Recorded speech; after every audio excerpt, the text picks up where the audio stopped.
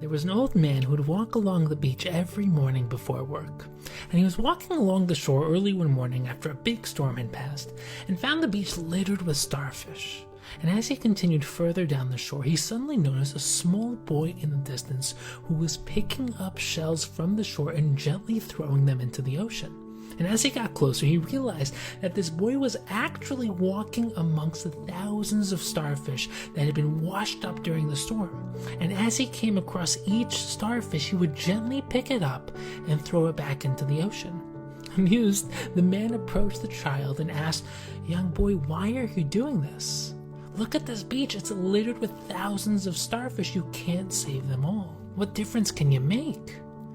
The young boy looked down, momentarily crushed, but after a few seconds, he bent down again, picked up another starfish, and with all his might, hurled it into the ocean. He smiled up at the man and said, "I made a difference to that one." The old man paused, intrigued, and after a few moments he joined the boy in throwing starfish back into the sea. And soon others joined, and within a short time all the starfish were saved. Now, this story relates to a fundamental theme in Judaism. On the one hand, we all believe that we're unique and special. On the other hand, we sometimes struggle to experience our individuality, feeling almost lost in the crowd. If you've ever walked the streets of a crowded city surrounded by thousands of people walking in different directions, you may have felt almost invisible. I mean, we live on a planet with over 7 billion people. Planet Earth itself is a speck in the universe, so if our planet is so infinitesimally small relative to the universe, and within our planet, each of us is only one of more than 7 billion people, how are we supposed to feel special and unique? And making this even more difficult is the Torah's emphasis on unity and community.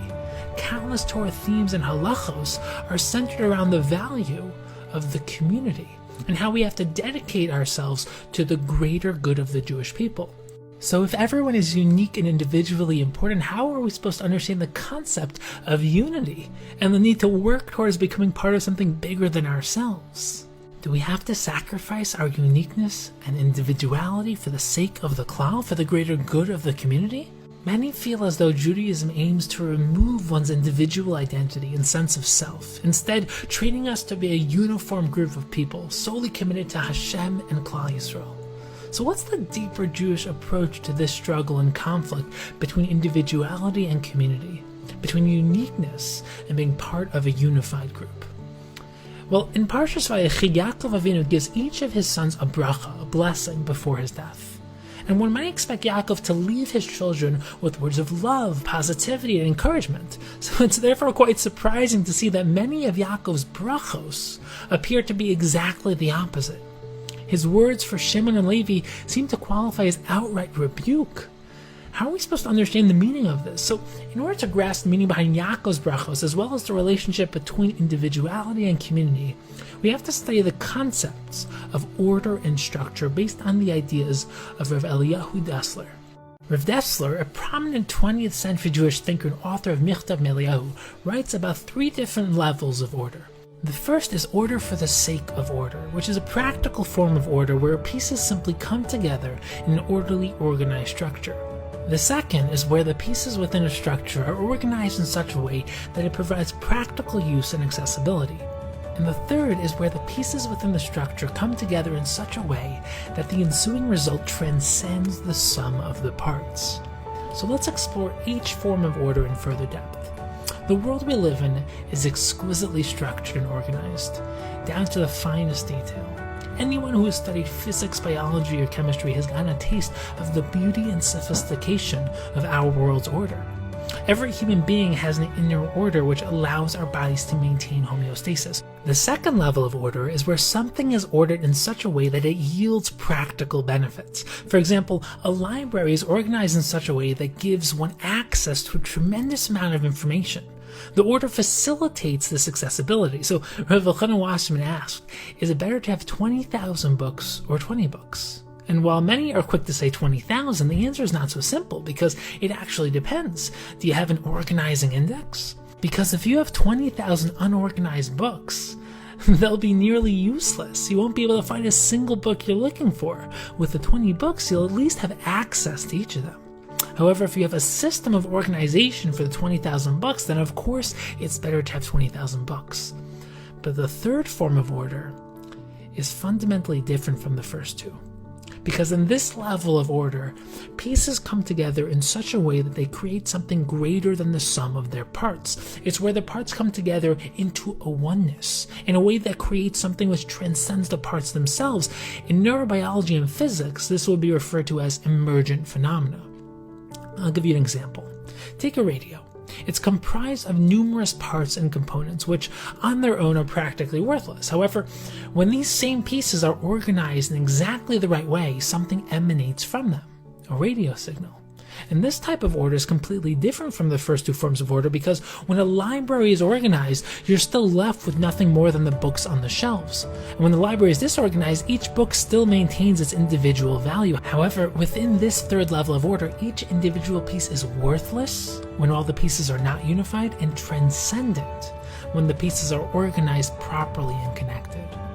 And an identifying characteristic of this third form of order is that when a single piece from the structure is missing, the entire structure is affected. And this is because each piece is intrinsic and fundamental. If a single screw in the radio is missing, the entire radio won't work. If a single note of a song is missing, the entire melody is affected. However, if a number of books are missing from the library, the rest of the library will be unaffected. This idea is most potently clear in its application to human genes and DNA. If a single chromosome is missing from an embryo, the child will unfortunately grow up with extremely severe defects. All of this from one missing chromosome. And this brings us back to our original question, wherein we find a conflict between our own individual sense of uniqueness and the fact that we're part of something bigger than ourselves. On the one hand, we each have a deep desire to be unique, to stand out. And what is sometimes referred to as the Lone Ranger syndrome, we all have the desire to be the hero, the superstar, to have the spotlight shine solely on us as we unaidedly save the day. We have a sense of unique purpose. We know that we were created for a specific reason. We know that we have talents and gifts that no one else in the world possesses. We want to be seen, heard, and understood. We wish to be important, accepted, and cared about. And on the other hand, we simultaneously understand that this world is not only about me. We're part of something infinitely greater than ourselves. I mean, looking at the night sky, we can't help but to feel ourselves shrink into nothingness, realizing just how small we truly are. We're part of a plan, a grand cosmic story, which expands far beyond the borders of our own individual life. And strangely enough, we actually enjoy experiences where we melt into the background of something infinitely bigger than ourselves. If you've ever been to a stirring kumsitz, which is where people are just singing and the lights are off and the music is playing, then you know how spectacular it feels to be nothing. To be neither heard nor seen as an individual, nor to see or hear anyone else. All you hear is the collective echoing of hundreds of voices pouring out their souls. All you see is shadows and oneness. So which one of these desires is truly important? Which one do we most strongly crave? Do we prefer to be unique, to focus on our own individuality and uniqueness, to stand out from the crowd? Or do we prefer to be part of the crowd, to find ourselves sewn within the fabric of the klal, to hide within that which is infinitely greater than ourselves? And the ideal is to synthesize both. Klal Yisrael is a nation shaped by the third level of order. Each of us is completely unique and intrinsic, but only when we're connected to the rest of Klal Yisrael, living with a higher purpose. The ideal is to find your uniqueness within the klal, within the collective, within that which is infinitely greater than yourself. To find your talent, your passion, your gift, and then wholeheartedly devote that to Klal Yisrael, to the world. We need to ask ourselves, how can my uniqueness contribute to the Jewish people and to the world as a whole? And then we have to turn the focus of our life towards actualizing our unique potential, towards becoming the person we're meant to become. And we can now understand the meaning behind Yaakov's brachos. If we analyze them closely, we begin to realize that Yaakov wasn't simply blessing his children. He was showing each of them their unique purpose, their unique mission. Each of the brothers had their own unique talents, and their unique roles reflected those unique talents. In the case of Shimon and Levi, Yaakov was helping them see their character traits, their strengths and weaknesses. Only by fully understanding who they were and their unique midos, their characteristics, would they be able to fulfill their unique role within Klal Yisrael. When all the brothers come together as one, each fulfilling their role, they melt together into a oneness, into Klal Yisrael. And as we previously discussed, this is what the brothers expressed when they declared Shema Yisrael on Yaakov's deathbed.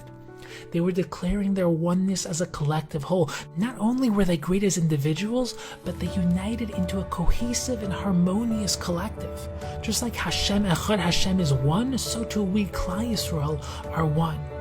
And as descendants of Yaakov and the Shvatim, Yaakov's brachos must echo resoundingly in our ears. He was speaking to each and every one of us as well. We have to determinedly search for our own uniqueness, but then strive to fully devote that uniqueness to the Klal, to that which transcends our limited selves. Our true greatness lies in finding our greatness within that which is greater than ourselves. We can't think of ourselves as meaningless or as an unimportant person lost in the crowd. Each of us is unique, each of us is important. But our true importance lies within the deep understanding of how we can fit into that which is greater than ourselves. The Mishnah says that we have to consider it as if the world was created for us. And the deep explanation behind this is as follows. Each of us plays a unique role in this cosmic symphony we call life. Just as each screw in the radio is fundamental, and a single missing screw renders the entire radio obsolete, so too each of us is fundamental, and without us, the story of our world would not be complete. Each of us is a letter in the ultimate Sefer Torah, a word in the story of life. We have to write our own story, with the recognition that our story is part of a big story. His story. Our story.